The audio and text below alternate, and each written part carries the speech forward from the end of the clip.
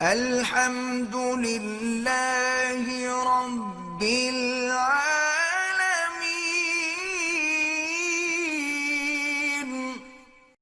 ہم بھی یہ سمجھاتے رہتے ہیں بچوں کی چاکلیٹوں پہ میں اتنا گھر میں لڑتا ہوں، نہیں کھلاؤ چاکلیٹیں، نہیں کھلاؤ پاپڑ، پھر بھی بچے کنی کترا کے جا رہے ہوتے ہیں پاپڑ لے کے۔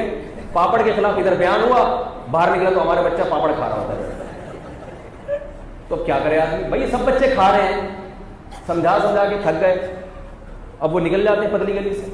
تو بس کوشش کر رہے ہیں، نہیں ہو رہی تو ٹھیک ہے، گناہ سے بچ جائیں، پھر بھی کوشش کریں صحت کی چیزیں گھر میں آئیں، سمجھاتے رہیں، سمجھ جائے ٹھیک ہے، پھر یہ بھی چیز آپ کے اختیار میں نہیں ہے۔ اب گھر کا ماحول خراب نہ کریں، چھوٹی ماحول خراب لڑنے کے لیے اور بہت بڑی بڑی چیزیں، نماز پہ پڈے بازی کرو، ٹھیک ہے۔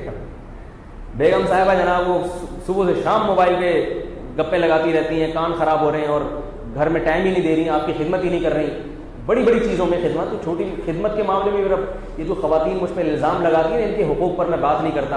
میرا ضرب خواتین کے معاملے میں اتنا بڑا ہے کہ میں اگر خواتین کے معاملے میں آپ کو وہ جو میرا ضرب ہے وہ بتانا شروع کر دوں تو آپ کہو گے یار یہ ہماری عورتوں کو بگاڑ رہا ہے۔ میرا یہ نظریہ ہے کہ گھر میں بیوی کو چاہیے کھانا پکائے، پک گیا ٹھیک ہے، نہیں آئے تو کوئی بات نہیں، ہوٹل میں جا کے کھا لو، پڈے بازی اتنا برداشت کر لو گے آپ لوگ؟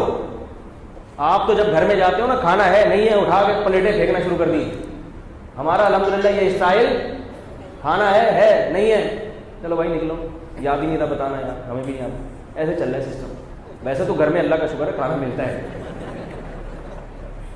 ان چیزوں میں لڑنا یہ غیرت کے، بولو بھائی، کپڑے دھونے پہ بیگم نے کپڑے نہیں دھوئے، سمجھا دو نہیں دھوئے کوئی بات نہیں ہے، خود ہی دھو لیں، کوئی اتنا بڑا مسئلہ نہیں۔ صفائی نہیں کی کمرے کی، سمجھاؤ بیگم گھر صاف رکھا کرو، نہیں کر رہی خود ہی صاف کر لو یار۔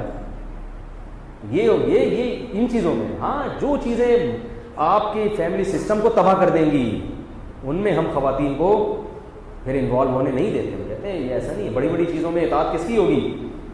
کمائی جاب نہیں کرنے دیں گے خواتین کو، جاب کا اتنی آزادی دے دی کہ جاب کریں تو اس میں عورت ہی کا نقصان ہے، مرد اپاہج ہو رہے ہیں خواتین کی جاب کی وجہ سے، مردوں کو عورت کی کمائی ان کے منہ کو لگ رہی ہے، باہر کا ماحول خراب ہو رہا ہے، بے حیائی پھیل رہی ہے۔